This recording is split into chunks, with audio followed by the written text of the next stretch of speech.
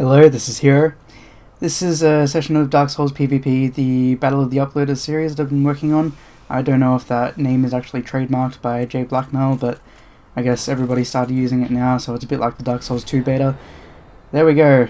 First swing that I took in this set of matches with the Visionary, and he parried it, and that was a little intimidating, just a little bit.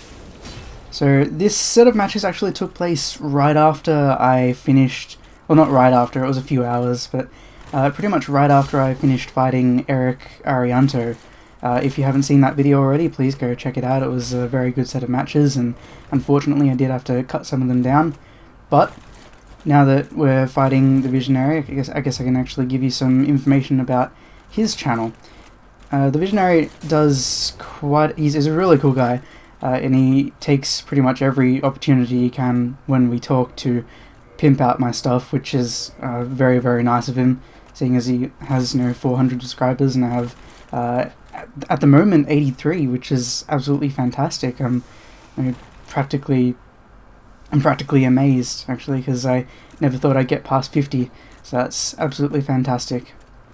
And he's got some... Oh, I thought I had that parry. On the Visionary's channel, you'll find a lot of Let's Play sort of things. Like he has a lot of Dark Souls Let's Play and a lot of his very first series actually that went up, I think, when he was doing the channel with one of his friends, and he had a different YouTube name then as well. He was doing it with one of his friends, and it was, I think he started that about 2 years ago, and he did Demon Souls, Let's Play Demon Souls. That's his very first video, and here I'm just trying to... That Silver Knight Spear is so hard to fight sometimes. It's a very, very, very good weapon. I mean, if you're not using something really quick, or not using something that can stun lock, or if your opponent's got either the Darkwood Grain Ring and a bit of poise and the Silver Knight Spear, good night, because that's an extremely hard setup to go against. But thankfully, the Visionary doesn't stick to just the Silver Knight Spear, which is absolutely fantastic, because it's one thing fighting someone who's good with the spear, and it's one thing fighting someone who's good with the spear but doesn't need to use the spear to win, which, as you'll see in this video, he certainly doesn't need to use the spear to win against me, because I do lose quite a bit. But it's all in the spirit of fun and just seeing how each other play, and I probably shouldn't have played about on about 2 hours of sleep after I'd already fought Eric for a few hours earlier that day, but it was all very, very good, and that looked like a parry on his end. That's a bit of a shame. And at the moment I'm trying to experiment a bit, like I did in the Eric fight, with weapon swapping. Is it called weapon swapping? No, it's called menu switching. Just using as many different weapons as I can, because something that I find really fun is ooh, there we go, riposte for 8 damage. I think if I hit him through his shield, he would have taken that much damage anyway. But something I've taken to doing is using the Bastard Sword or the Obsidian Greatsword, and using the R2 to bait in that little...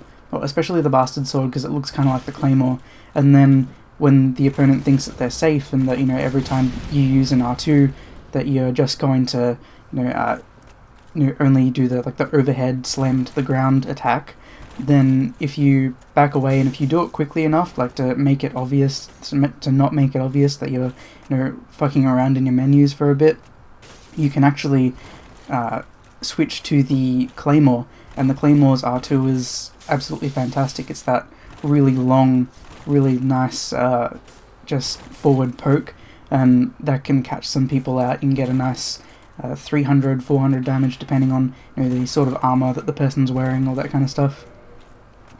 So, a little talk on Visionary's playstyle.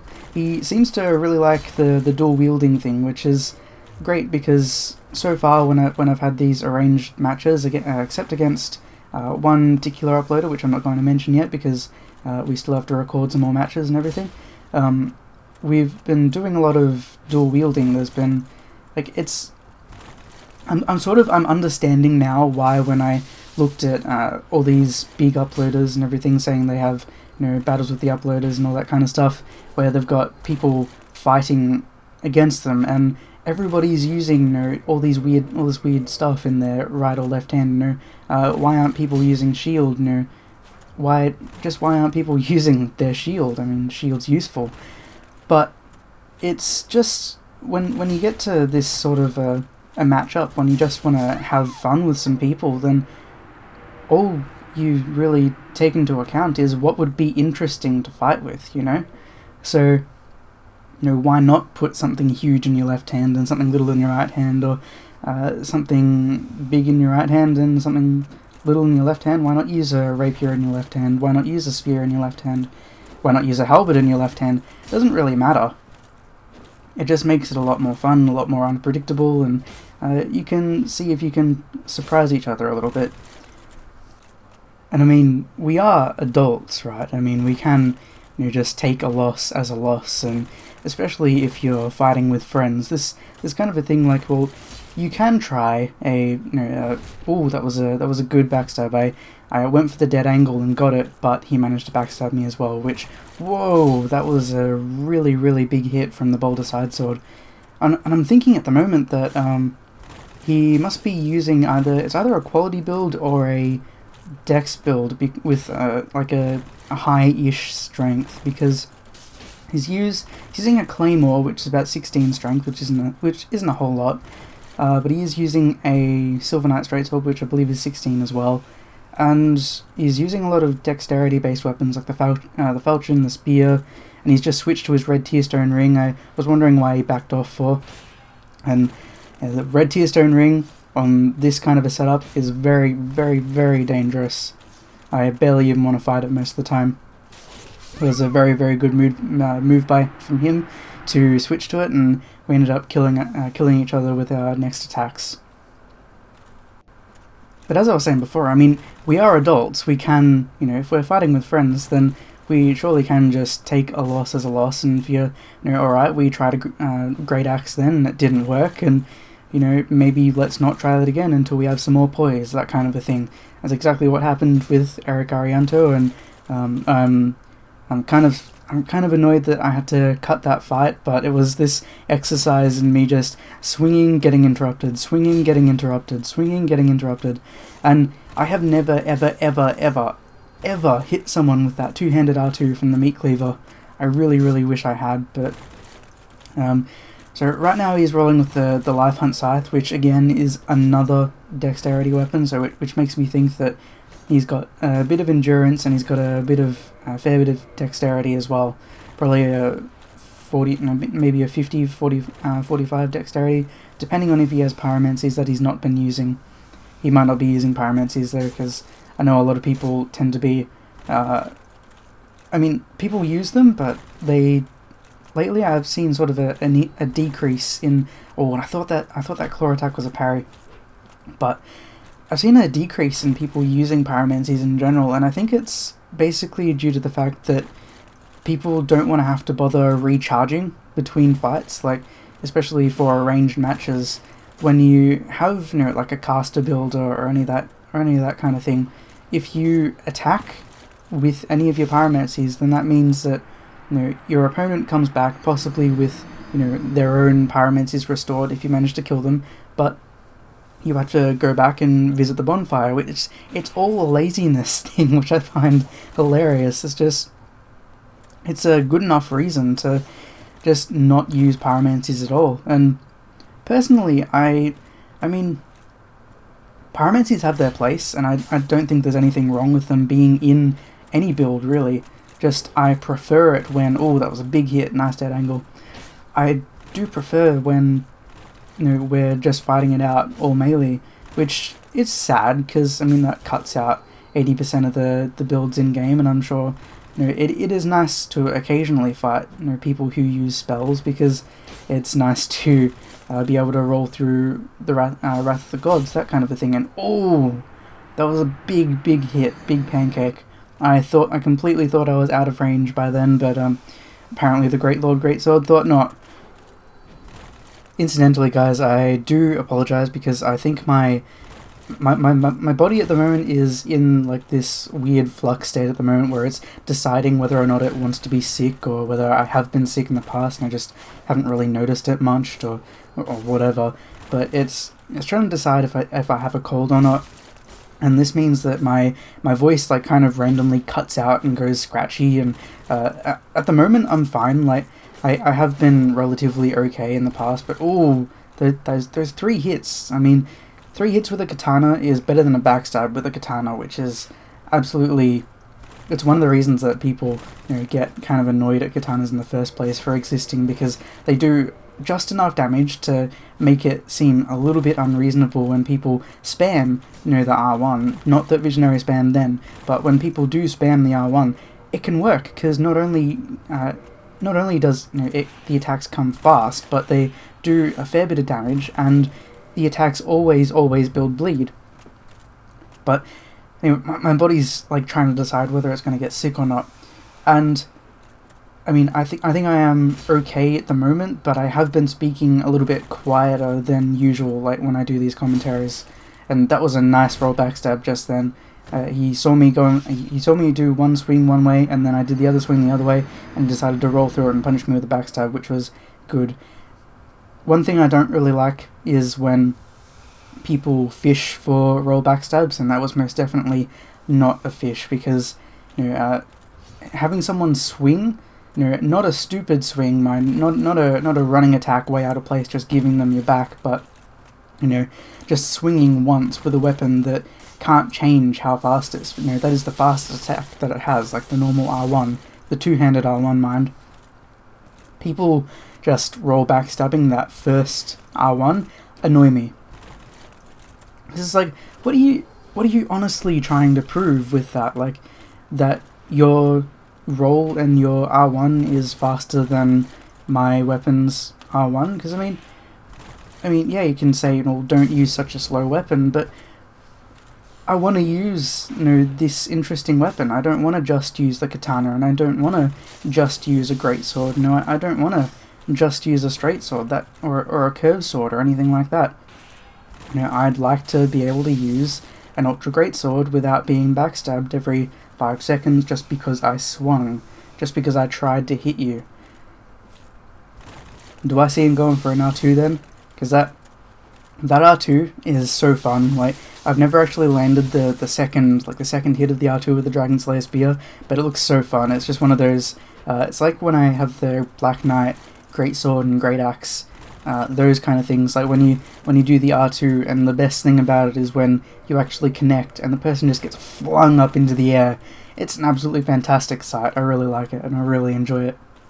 And I switched to the Gold Tracer, and I don't use the Gold Tracer a whole lot, and see, right then I just switched back from it again, because I just don't like how much bleed it builds up. I don't like how much damage it does. I don't like the fact that it feels like it is a fantastic weapon by all accounts, because it has that lovely curved sword moveset, but I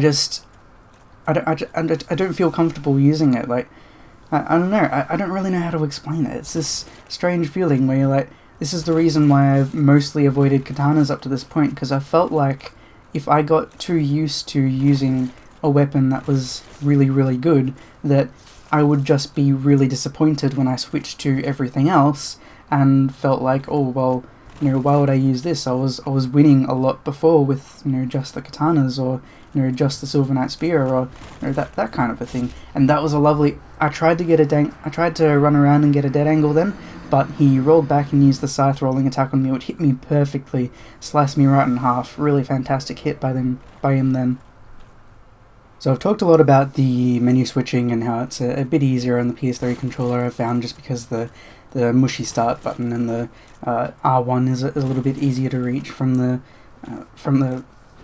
like hitting the start button with your thumb, and then like reaching right up to hit the R1 and then hit the X, because X on the PlayStation pad is where A is on the Xbox pad, obviously, and the Xbox buttons are a little bit higher and a little bit firmer than the PlayStation buttons, and this is a reason why like third-person action games, like Devil May Cry, that kind of a thing. Everybody got really used to using the PlayStation 3 pad, and this is because usually hitting the face buttons. See, that was a nice backstab. I was just spinning around for absolutely no reason. But hitting the face buttons, like going from button to button to button to button, there's a lot less pressure involved with actually hitting each of the buttons. So logically it follows that you can do each of those. You can hit each of those buttons much faster than any of the other buttons, and the Xbox 360 is a little bit firmer. The buttons are a bit higher. You don't know where to exactly put your fingers unless you've been using the controller for a long time, and I know plenty of people will say that they have absolutely no trouble with the Xbox 360 controller, and trust me, I agree with you perfectly. I play all my Devil May Cries with the Xbox 360 controller recently. The only Devil May Cry I didn't play with the Xbox 360 controller was Devil May Cry 3 on the PlayStation 2, and that was because obviously it was on the PlayStation 2. But when I went back to it, for the HD collection, I had to play it with it. I had to play it on the Xbox pad. So doing the weapon switching is a bit easier on the PlayStation 3 pad, I've found. And I also want to talk about the fact that the PS3's frame rate is a little bit interesting. Like, there are some places where the game performs a little bit better than the Xbox, I've found, but there are also some places that perform worse, like a lot worse. Like, the game lags in Firelink, and I don't know if this is just my PS3 or whatever, but I've never experienced any lag in Firelink just from being there and returning the camera. I've never had that before, but a bit of a change is that when we're in... He switched to his red tear stone now again, and see, we're in the Ceaseless Discharge area just before the boss fight, and on the Xbox, I would have said, holy crap, I'm going to... Oh, yeah, that was me not realizing where I was and backing right off the edge of the cliff. So that was fantastic. I just sent him a message right after that saying, my god, I have never hit my face with my palm harder. That was absolutely ridiculous. I felt so ashamed afterwards because that fight was going pretty damn well. Well, it wasn't going really, really well. I mean, we were both on pretty low life, but it was just the fact that it was a good fight, and then I just fell off the edge and ruined it all. So at the moment, both of us are kind of using a bit of a combination of playing unlocked and playing locked as well, because you'll see the weapons that tend to benefit from playing unlocked are something like the curved greatswords, the curved swords, and the regular greatswords, but the ones that don't really benefit from it are things like the katanas, because the katanas have that lovely running attack and the poke attacks, that kind of a thing. They usually benefit from the tracking that you get from the from having the lock on activated. So because we're both using a lot of different weapons, the fact that we tend to just switch between the two. So something I've kind of noticed is the fact that I have a bit of a tendency, as you can see right then, to, when I have a weapon that benefits from being unlocked, as soon as I unlock, I tend to spin around in a circle, and this is something I've noticed in so many people's videos. It's a little funny, but it's not even, it's not absolutely hilarious. It's just, I can't help but do it. As soon as I unlock, the only thing I want to do is spin around to get used to that nice range of motion then. And I think that was a lock BS, I'm not entirely sure, but it doesn't happen too much, so I'm not exactly going to say, how fucking dare you, backstab me for ages. Backstabs in duels are not off limits. They are really, really not off limits. The only thing I ask for in duels is that the backstabs be kept to a safe... sort of a safe minimum, I'd like for them not to be completely, oh, that was a nice trade then. I wanted to go for the roll backstab, but I wanted to keep backstabs to a general minimum, see how we can actually fight against each other instead of, to see how we can get behind each other's backs, that kind of a thing. Because, so, when you fight people, and, you might be in the parish, or you might be in the catacombs or whatever, and the first thing on their minds when you invade their world, or they invade yours, is that they want to come in and go for the lock-on backstab. They just run in behind you, try and pivot, get the pivot BS, that's it. That's all they want, that's all they're trying to get, and, it's a different kind of excitement to, try and dodge that, or try to counter lock BS them, or just that kind of thing, just keep backing away and keep trying to outplay them like that. It's a different kind of outplay. Oh, I thought they had that parry.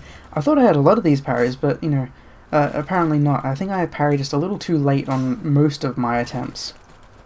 But that kind of confrontation when you're with someone, you're in the wild, so to speak, you want to... That was an accidental jump, by the way. I don't ever jump in a duel unless I do it accidentally. But it's a different kind of tactical analysis. It's not something that I find fun to, fight against. I don't like constantly watching myself, to make sure that I don't get backstabbed, that kind of a thing. And see, that was me using the two-handed R2 and the Visionary going in for the lock-on, to try and get a punish BS on, because that attack is very slow, and I do understand people wanting to punish it because, obviously it's really, really slow. But as I was saying before, I'd really like to figure out if I can, at some point manage to get rid of that little spin habit that I have when I disengage lock, because I think what it is just, trying to acclimate yourself to, having that full range of motion again, like being able to run in any direction, that kind of a thing.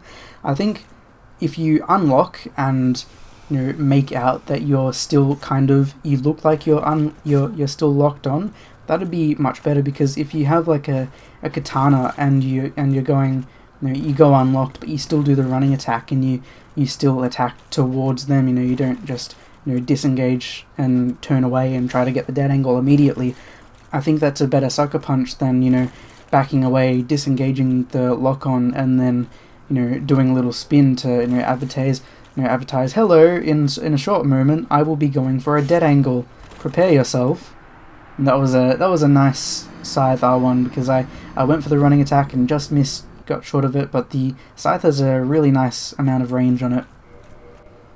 Another thing I think I'd like to get rid of is just my tendency to parry a little too much, because I do attempt parries quite often, and I fool myself into thinking it's because I think the opponent will swing based on their behavior that they've displayed thus far. And see, I unlocked and I did a little pivot right then to show hello, I'm about to try a running attack on you at the moment.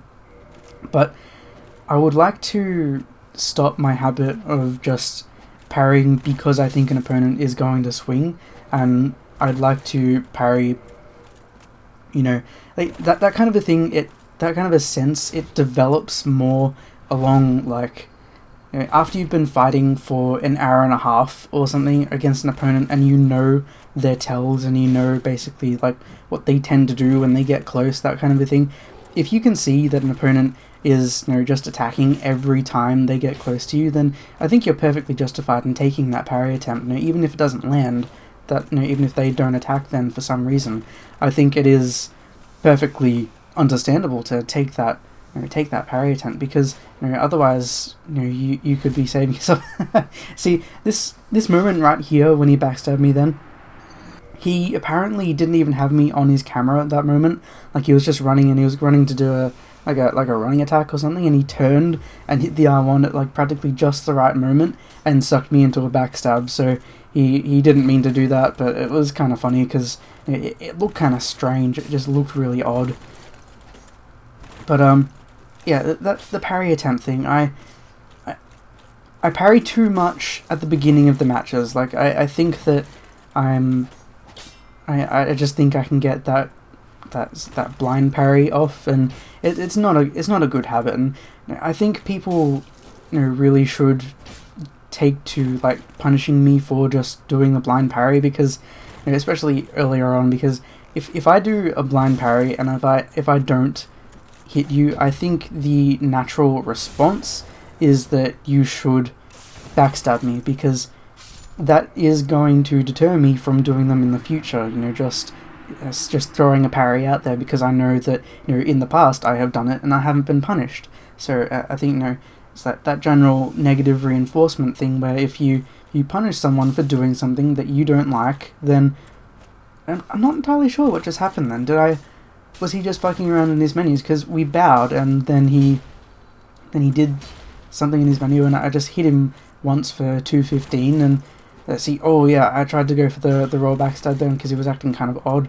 But I just like to not do the blind parry thing so much, and also like to learn how to toggle, because that skill looks damn useful. Just being able to toggle out of the first or second hit of a Murakumo, that kind of a thing, that'd be great.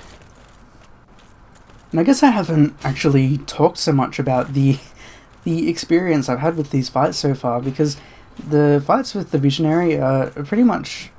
They're like the fights I had with Eric Arianto, because they've just been fun, like the entire time. They've just been a good lot of fun, because you can tell when people are having fun and when people are fighting, just to see to try these interesting tactics, that kind of a thing. You have a bit of an inkling as to why. See, no, he's running away now, and I can see what he's doing. I was a bit confused because he had his back to me, so I thought like maybe something had come up in real life, because that's what tends to happen in the middle of a duel. Like if someone runs away and then turns their back to you, like my first instinct isn't to run up and backstab them, it's to like just like take a moment and pause and be like, you okay? Are we still fighting? That kind of a thing. But no, it was just to switch to the red Tearstone ring then. And now I've switched to the pike. But as I was saying, I do like these kinds of fights, especially the ones that I've had with the Visionary and with Eric Arianto, and recently with Bluebee898, or Matt as he prefers to be called, and I'm forever going to call him Bluebee. Sorry, mate. But I have more fun, like just doing this kind of a thing, instead of doing a nice bunch of backstab fests that we call duels, that kind of a thing. I prefer to just have a bit of fun, just sit down for an hour and a half, 2 hours, and fight someone if they have that kind of time. And this is also why I love fighting one of my friends, Heretic Loyalist. He's got such a good attitude towards this game. Just like, I got the parry then, and then I realized I was like way out behind him, so I couldn't possibly get back and get the riposte in time. So I decided just to get the backstab instead for 731. And that's quite a lot of damage actually for a backstab. 731. I wonder what his defenses are for this build that he's got. But yeah, I like Heretic Loyalist's attitude towards this game, and everyone in this series so far, their attitudes towards the game, because it's just going out there and having fun. It's a good time. And you can tell because there's no salt, there's nothing getting there's no hard feelings or anything. If someone does, like, what I love about this especially is when someone does a backstab and then they apologize for it, like it's a bad thing, like it's taboo in this kind of setting, because they know it's not taboo, and they know that the other person probably doesn't care, but they still have this feeling like, oh well, that cut short the fun of the fight, that kind of a thing. And I do respect that, and when I play against Heretic Loyalist, that no one really apologizes too much anyway. And we switched to the Darkwood Grain Ring here, I think because he's switched to a couple of really light weapons, and he figures he can, instead of having poise, Darkwood Grain Ring, Silver Knight Spear, here we go. This is the real hard to fight setup.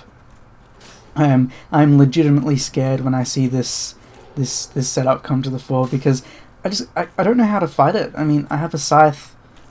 What can I do with a scythe? I mean, I can try and dead angle, but ever since, like, curiously, ever since I fixed my connection, like since I stopped going on my what did I have before? What do I have currently on my landline? I have 9 down and 0.7 up on a really good day, like if no one else is using the internet here, which is absolutely pitiful. But I use my phone now, which is about 50 down and 25 up, and that's absolutely wonderful. But the thing it's affected is my ability to use scythes and to dead angle with scythes, which is kind of strange. I didn't realize that the lag was actually helping me out in some of those situations, but oh well. And see, yeah, I died then to the Silver Knight Spear, Darkwood Green Ring, and also player skill bit, because you know, even a bad player with Darkwood Green Ring and Silver Knight Spear can still easily lose, because you know they spam the R1 or whatever. So you know, good on him, and you know, that was well played. It's a really good combination, because it was something, because when I was fighting Eric, he said something about, I mentioned that, you know, the stun. I did a stun BS the other day. You'll find this in Pan's stream highlights, where I hit Heretic with a Man Serpent R2, you know, just that overhead slam attack with the greatsword, and then I circled around and got the backstab as well, and that did about 1,300 damage all up, which was a lot of damage. That was a lot of damage, and that was a raw backstab of the bow, because I decided that he'd used it too close to me, so I decided to punish it with a backstab. But yeah, I'd done that backstab, and I said I felt really dirty afterwards, and Eric just said, well, no, well, I mean, that kind of thing is like, you do that once or maybe twice, you know, something that you deem, you know, maybe, you know, a little bit dirty or anything, maybe once or twice in a match, and you know, that's a highlight. That's a, you know, well, I didn't really mean to do this here, or I did this here, and you know, I wasn't really sure how to, you know, feel about that kind of a thing. That's a highlight. That's a, you know, it's not just another match, and I like that. So yeah, we've had some absolutely fantastic fights with Visionary right here, and definitely going to have some more in the future. Going to have to schedule some more fights with you, sir. So I have you on my friends list now, you're not getting away. So I think what we'll end up doing is maybe getting a few more fights onto the channel. I'm not entirely sure, but I think I'd like to. So you may see some more duels between me and Visionary, and maybe some more between me and Eric. It depends, you know, what I end up putting on the channel, because I don't want to do too much with, you know, one person. I mean, if you do more with one person, I think it'll have to be like if we're both using some interesting cosplay builds or anything like that. This is more of a metric of, you know, how we fight, you know, in a duel sort of scenario, rather than, you know, how creative our builds are, that kind of a thing. So if you've come here from Visionary's channel, then I don't need to tell you to go check him out, but if you've come here from Warchild and you don't know who Visionary is, then please do check him out, because he's got some really interesting commentaries, and he's got, he talks about waffles as opposed to pancakes, because pancakes are horrible. He doesn't like pancakes, he prefers waffles very much. I kind of disagree with him right there, but, you know, people will be people, and we'll disagree on things. I prefer pancakes much more. So I'd please if you're not from Visionary's channel, please go check him out. He's got some really great content there, and he's really happy to pimp me out, so I'd really like to pimp him out some as well, even though I've got less subscribers than he does. So please do, again, please go check him out. And this is the very last fight, so I am going to leave you right here. I will see you in the next video. Thank you for watching. I'll see you next time.